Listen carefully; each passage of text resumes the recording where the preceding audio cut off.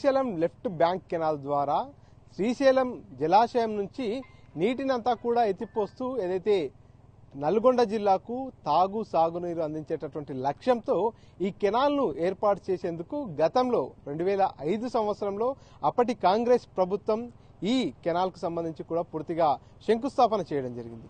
2006-7 సంవత్సరాల్లో కూడా పనులు ప్రారంభించినటువంటి నేపథ్యంలో పనులన్నీ కూడా కొంత ముందుకు సాగినటువంటి పరిస్థితి.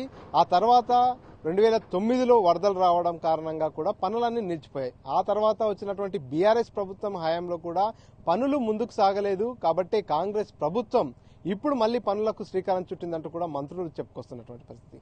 కేవలం పనులు ప్రారంభించి 4 రోజుల తర్వాత ఇక్కడ పెను ప్రమాదం చోటు చేసుకుంది. లోపల 42 మంది సిబ్బంది అంతా పనిచేస్తున్నటువంటి సందర్భంలో ఒక్కసారిగా పైనుంచి పైకప్పు అంతా పడిపోవడం, లోపల నుంచి నీరంతా కూడా పెద్ద ఎత్తున వచ్చినటువంటి నేపథ్యంలో 8 మంది అంతా కూడా ఇక్కడే చిక్కుకుపోయినటువంటి పరిస్థితి.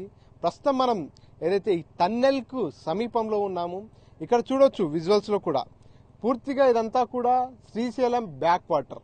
ఇక్కడ మనకు విజువల్స్ లో కనిపిస్తున్నటువంటి ఈ బ్యాక్ వాటర్ ఏదైతే ఉందో ఇక్కడ నుంచి ఆ పక్కనే అక్కడ మనకు కనిపిస్తున్నటువంటి 2 డబ్బాల లాంటి ఆ ప్రాంతం ఏదైతే ఉందో ఆ 2 డబ్బాలు ఉన్నటువంటి ఆ ప్రాంతంలోనే పూర్తిగా ఏదైతే ఇదంతా కూడా ప్రారంభమవుతుంది. ఎస్ఎల్బిసి సొరంగం ఇక్కడ నుంచే ప్రారంభమవుతుంది.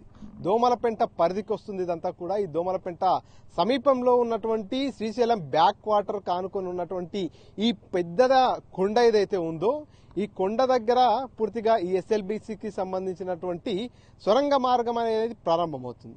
ఇక్కడ ప్రారంభమైనటువంటి ఈ ఎస్ఎల్బిసి సొరంగం అనేది పూర్తిగా నక్కలగండి రిజర్వాయర్ వరకు చేరుకుంటుంది. ఇక్కడ నుంచి నీరంతటిని కూడా ఎత్తిపోస్తూ ఇక్కడ ఉన్నటువంటి నీరంతా కూడా ఈ సొరంగ మార్గం గుండా నక్కలగండి రిజర్వాయర్ కు చేరుతుంది. అక్కడికి చేరిన తర్వాత అక్కడ నుంచి ఈ వాటర్ అంతా కూడా నల్గొండ జిల్లాకు పూర్తిగా తీసుకెళ్లేటటువంటి పరిస్థితి. 30 టీఎంసీల నీటిని ఎత్తిపోస్తూ ఆ ప్రాంతానికి సాగునీటిని తాగునీటిని అందించేటటువంటి లక్ష్యంతో ఈ ఎస్ఎల్బిసి కెనాల్ పనులు ప్రారంభించడం జరిగింది. కానీ 4 రోజుల తర్వాత పనులు ప్రారంభించిన కేవలం 4 రోజుల వ్యవధిలోనే ఈ ప్రమాదం జరిగినటువంటి నేపథ్యంలో 8 మంది ఆచూకైతే కూడా అధికారులు కనిపెట్టలేకపోతున్నారు. దాదాపుగా 36 గంటలు కూడా పూర్తవుతుంది, 2 రోజులు అవుతుంది. సో ఇప్పటి వరకు కూడా ఎవరి ఆచూకీ కూడా తెలియలేనటువంటి పరిస్థితి. లోపల ఉన్నటువంటి 8 మంది పరిస్థితి ఏంటనేది కూడా ఎవరికి అంతు చిక్కనటువంటి పరిస్థితి కనిపిస్తుంది. చూస్తున్నాం పూర్తిగా ఇవన్నీ కూడా భారీ కొండలు కనిపిస్తున్నాయి. శ్రీశైలం ప్రాజెక్టు రూపొందించడానికి కూడా 2 కొండల మధ్యలో ఈ ప్రాజెక్టును రూపొందించడం జరిగింది. ఇక్కడ వాటర్ స్టోరేజ్ అంతా కూడా ఈ 2 కొండల మధ్యలో పూర్తిగా శ్రీశైలంకు సంబంధించినటువంటి బ్యాక్ వాటర్ అంతా కూడా ఇక్కడే స్టోరేజ్ అవుతున్నటువంటి పరిస్థితి. ఈ నేపథ్యంలోనే మనకు అక్కడ వాటర్ ఫ్లోయింగ్ అదేవిధంగా 2 డబ్బాలు ఇనుప డబ్బాలు ఏవైతే కనిపిస్తున్నాయో అక్కడ ఈ సొరంగ మార్గం ఎగ్జాక్ట్ గా ప్రారంభమవుతుంది. సో సొరంగ మార్గం పనులన్నీ పూర్తయిన తర్వాత ఈ వాటర్ అంతా కూడా ఆ సొరంగ మార్గంలోకి వెళ్లేలా ఇంజనీర్లు అధికారులంతా కూడా డిజైన్ చేయడం జరిగింది. ఇందులో భాగంగానే పనులు ప్రారంభిస్తున్నారు. సో గతంలో 14వ కిలోమీటర్ వరకు కూడా పనులన్నీ కూడా పూర్తయిపోయాయి. ఎగ్జాక్ట్ గా ఇక్కడ ఉన్నటువంటి ఈ ప్రాంతం ఏదైతే ఉందో ఇక్కడ నుంచి 14వ కిలోమీటర్ వరకు కూడా పనులన్నీ పూర్తయిపోయినటువంటి పరిస్థితి. ఈ నేపథ్యంలోనే అటువైపు నుంచి ఈ ప్రాజెక్టును త్వరితగతిన పూర్తి చేయాలనేటటువంటి లక్ష్యంతో 2 వైపుల నుంచి కూడా సొరంగం తవ్వకాలు సొరంగం పనులు నిర్వహిస్తున్నటువంటి పరిస్థితి. ఈ నేపథ్యంలోనే ఇటువైపు నుంచి 14 కిలోమీటర్ల వరకు పూర్తి అయితే అటువైపు నుంచి దాదాపుగా 20 కిలోమీటర్ల వరకు పనులంతా పూర్తయిపోయాయి. మొత్తం సొరంగం అంతా కూడా 44 కిలోమీటర్లు, దాదాపు 44 కిలోమీటర్ల పొడవైన సొరంగం 10 కిలోమీటర్ల పనులన్నీ కూడా పెండింగ్ లో ఉన్నాయి. ఈ 10 కిలోమీటర్ల పనులన్నింటినీ కూడా 2026 జూన్ నాటికి పూర్తి చేయాలి.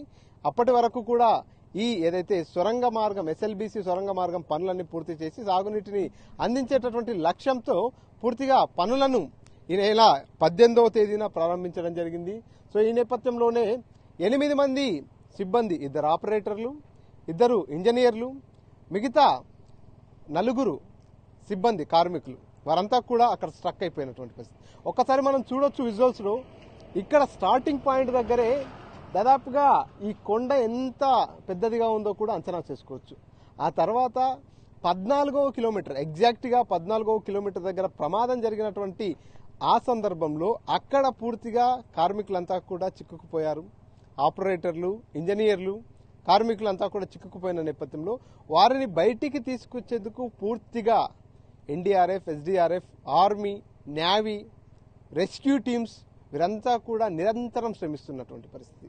సో దాదాపుగా ఈ టన్నెల్ అనేది ఆ టన్నెల్ పై భాగం నుంచి భూభాగానికి చూసుకున్నట్టయితే పూర్తిగా 600 మీటర్ల లోతులో ఉన్నట్టుగా కూడా అధికారులు చెప్పుకొస్తున్నారు.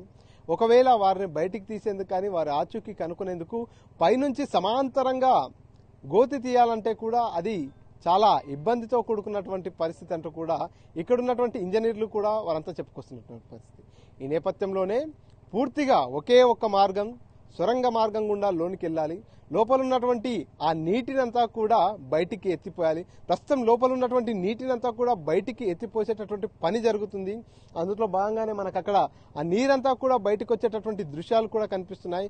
పెద్ద ఎత్తున ఈ నీరంతా కూడా అక్కడ లోపల ఉన్నటువంటి నేపథ్యంలో వాటన్నిటిని ఆ నీటిని గనక మొదట బయటికి పంపింగ్ చేసినట్టయితే అక్కడ బురద, మట్టి మిగిలిపోతుంది. ఆ మట్టి, బురద అదంతా క్లియర్ అయితే గానీ లోపల ఉన్న వారి ఆచూకీ గానీ వారి పరిస్థితి గానీ కూడా తెలియరానటువంటి పరిస్థితి.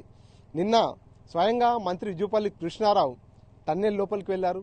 దాదాపుగా 6 గంటల పాటు అక్కడే జరుగుతున్నటువంటి పనులన్నీ కూడా దగ్గరుండి పర్యవేక్షించినటువంటి పరిస్థితి.